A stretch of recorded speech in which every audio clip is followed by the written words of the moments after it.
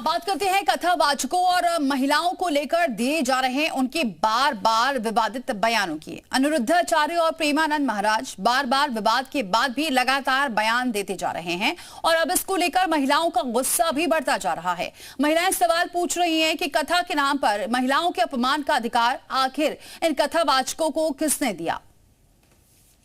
25 साल की लड़की 4 जगह वो होती है।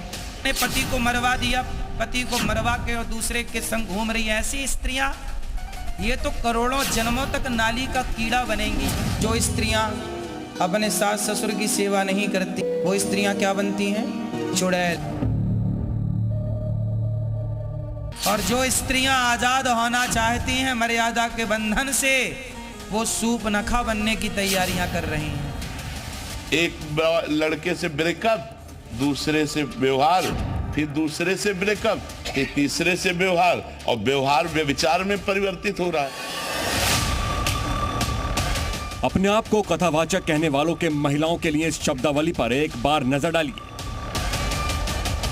तो आप समझ जाएंगे कि कथावाचक कथा के नाम पर कैसे महिलाओं का एक के बाद एक अपमान करते जा रहे हैं। कभी कोई महिलाओं की बात करते हुए वैश्या, अर्धनग्न जैसे शब्दों का इस्तेमाल कर रहा है। घूमेगी अर्धनग्न पर सुनना चाहेगी कि हमें देवी कहो। तो कोई नाली का कीड़ा बताने में लगा है।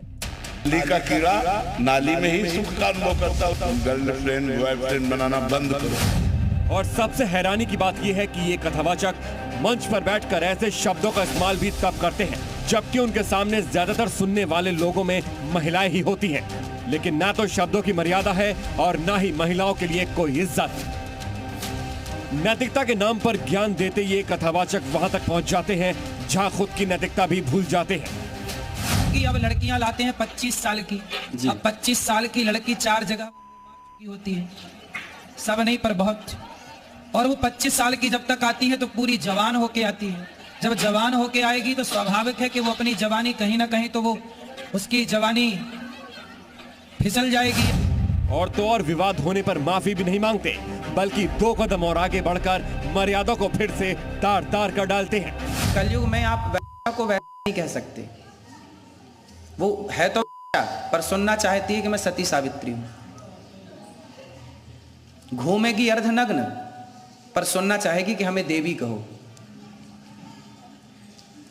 देवी वाली हरकत हो आपकी तो आपको देवी भी कहा जाएगा। लेकिन अब कथा सुनाने के नाम पर लगातार महिलाओं के अपमान को लेकर देश की नारी शक्ति ने भी आवाज उठाई है। इनसे सवाल पूछिए कि ये कौन सी भाषा है जो कि लड़कियों के लिए सार्वजनिक मंच पर इस्तेमाल की जा रही है।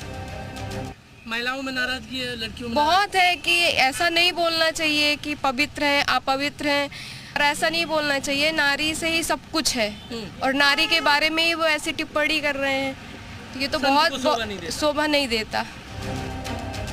दरअसल ये सारा विवाद शुरू हुआ था अनिरुद्ध आचार्य के दिए बयान से, जिसमें उन्होंने लड़कियों की 14 साल में ही शादी की वकालत कर डाली थी। उसके बाद प्रेमानंद महाराज ने भी लड़कियों पर ऐसे ही विवादित बयान दिया था। मान लो हमें 4 होटल के भोजन खाने की जबान में आदत पड़ गई है तो घर की रसोई का भोजन अच्छा नहीं लगेगा। जब 4 पुरुष से मिलने की आदत पड़ गई है तो एक पति को स्वीकार करने की हिम्मत उसमें नहीं रह जाएगी। ऐसे ही जब 4 लड़कियों से व्यभिचार करता है तो वो अपनी पत्नी से संतुष्ट नहीं रहेगा। 100 में कोई 2-4 कन्याएं ऐसी होंगी जो अपना पवित्र जीवन रखकर किसी पुरुष को समर्पित होती होंगी। कैसे वो सच्ची बहू बनेगी? जो 4 लड़कों से मिल चुकी वो सच्ची बहू बनेगी। जो 4 लड़कियों से मिल चुका वो सच्चा पति बन पाएगा। उसके बाद से ही दोनों का विरोध तेज हुआ था। महिलाएं सवाल पूछ रही हैं कि खुद को संत बताने वाले लोग किसी की जिंदगी पर टिप्पणी करने वाले कौन होते हैं। ये बिल्कुल बर्दाश्त के बाहर चीजें हैं, क्योंकि असमानता को दर्शाती हैं ये चीजें कि आप महिलाओं के ऊपर टिप्पणी कर रहे हैं, वहां पे पुरुषों को क्यों नहीं ला रहे हैं।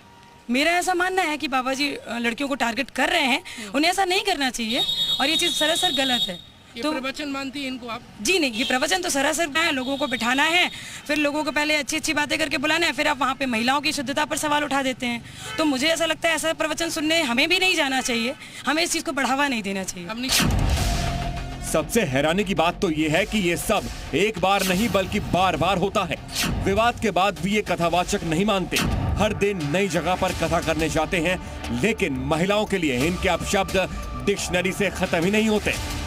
बहुत सारी तो छोड़ देती हैं, जा तू शराब पी, आज जहर खा के मर जा, हमें क्या, वो दूसरा खसम ले आएंगे, क्या दिक्कत है, क्या मिल नहीं रहे हैं बाजार में दूसरे। और जो स्त्रियां आजाद होना चाहती हैं मर्यादा के बंधन से, वो सूपनखा बनने की तैयारियां कर रही हैं। सूपनखा आजाद थी, जो मिल जाए उसी को आई लव यू कह देती थी। तो सूपनखा जैसी आजादी चाहिए। आजकल तो देखो सूपनखा जैसी आजादी चाहिए, हमें कोई कुछ ना बोले। सवाल ये भी है कि सारी नैतिकता का ज्ञान सिर्फ महिलाओं को ही क्यों दिया जाता है? अगर भाव सिर्फ बढ़ती विदेशी संस्कृति के प्रभाव का है, तो फिर ये कौन सी भाषा है जो इस्तेमाल की जा रही है? क्या खुद को संत कहकर बेहुदा बोलने वाले ये कथावाचक किसी बेहतर शब्दों का चयन नहीं कर सकते हैं? और क्यों निशाने पर सिर्फ लड़कियां और महिलाएं ही होती हैं? और आखिर दूसरों को नैतिकता का पाठ सिखाने का दावा करने वाले ये कथावाचक खुद को कब सभ्य होने का पाठ सिखाएंगे? ब्यूरो रिपोर्ट, जी मीडिया। शाहजहांपुर में टाइगर के देखे जाने से इलाके में दहशत फैल गई। यहां एक टाइगर पेड़ पर बैठा दिखाई